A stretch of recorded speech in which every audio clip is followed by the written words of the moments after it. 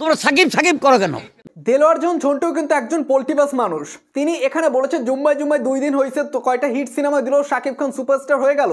দেখেন তিনি কিন্তু তার কিন্তু বয়স হয়েছে, কিন্তু তিনি এখনো সেই 90 দশকেই পড়ে আছে। যুগ বদলাইছে, দিন বদলাইছে, আপনাকেও আপডেট হইতে হবে, আপনার সিনেমার কোয়ালিটিও ওইভাবে আপডেট করতে হবে। আপনি সেই 90 দশকে পড়ে আছেন, সেগুলো কি এখন দেখবে এই সিনেমা? কারণ আপনি যে সিনেমাগুলো নির্মাণ করতেছেন সেই সিনেমা এখনকার যুগের সাথে যায় না, সেটা সেই 90 দশকে রয়ে গেছে।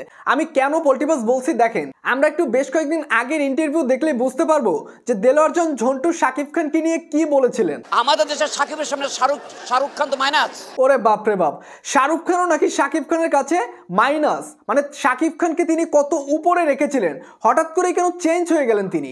হঠাৎ করেই কেন শাকিব খানের কথা তিনি শুনতে পারেন না? হঠাৎ করেই কেন তিনি যে বলেছেন যে শাকিব খানকে আমি তৈরি করছি, অথচ শাকিব খানকে কিন্তু তিনি তৈরি করেন নাই। শাকিব খানকে কিন্তু তৈরি করছে অনন্ত ভালোবাসা সিনেমা, এবং সেই সিনেমার ডিরেক্টর ছিলেন সোহানুর রহমান সোহানুর। তিনি শাকিব খানকে তৈরি করছেন, সেটা সবখানে বলে বেড়ান, এবং শাকিব খানকে তিনি এখন কটাক্ষ করে সবখানে কথা বলেন। মূলত এই কাহিনীটা হয়েছে তার যখন সুজন মাঝি সিনেমাটা রিলিজ হয়, তখন নাকি শাকিব খান তাকে ফোন দিয়ে টিটকারি মারছে, তাকে বলছে আমাকে সিনেমায় নিয়েন, আমাকে দিয়ে সিনেমা বানিয়েন, কি সিনেমা নির্মাণ করছেন, এরকম ধরনের নানা ধরনের কথা নাকি শাকিব খান তাকে বলছে। যে কারণে তিনি এখন বিভিন্ন ইন্টারভিউর মাঝে একদম হাস্যকর একটা ইন্টারভিউ দেয় এবং শাকিব খানকে নিয়ে যা খুশি তিনি বলে যান, এবং দর্শকরা এগুলো খুবই বিনোদন পায়, বিশেষ করে সাকিবিয়ানরা।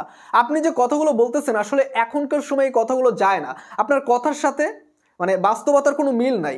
আপনি শাকিব খানকে নিয়ে যে কথাগুলো বলতেছেন, জুম্মায় 2 দিন হয়েছে, কয়টা হিট সিনেমা দিছে, সুপারস্টার হয়ে গেছে, ইন্ডাস্ট্রিতে তো টিকেই আছে শাকিব খানের জন্য। এটা আপনি না বললেও দর্শকরা যারা বুঝে শুনে তারা অবশ্যই বলবে এই কথাগুলো। তা আপনি তো হিংসামি করে আপনাকে কে না কে ফোন দিয়ে বলছে, যে কারণে আপনি শাকিব খানকে নিয়ে নানা ধরনের কথা বলতেছেন। তো এগুলো শুনে আসলে আমার খুব হাসি পেয়েছে ভাই ব্রাদার। এবং আপনাদের কি মন্তব্য হচ্ছে যে ঝন্টু সাহেবকে নিয়ে, তিনি যে কথাগুলো বলতেছেন এখন রিসেন্টলি শাকিব খানকে নিয়ে? অবশ্যই আপনাদের মূল্যবান মতামতটি কমেন্ট বক্সে জানিয়ে দেবেন, এবং আমার চ্যানেলটিতে নতুন হয়ে থাকলে নিত্য নতুন আপডেটগুলো সবার আগে পাবার জন্য চ্যানেলটি সাবস্ক্রাইব করে রাখবেন।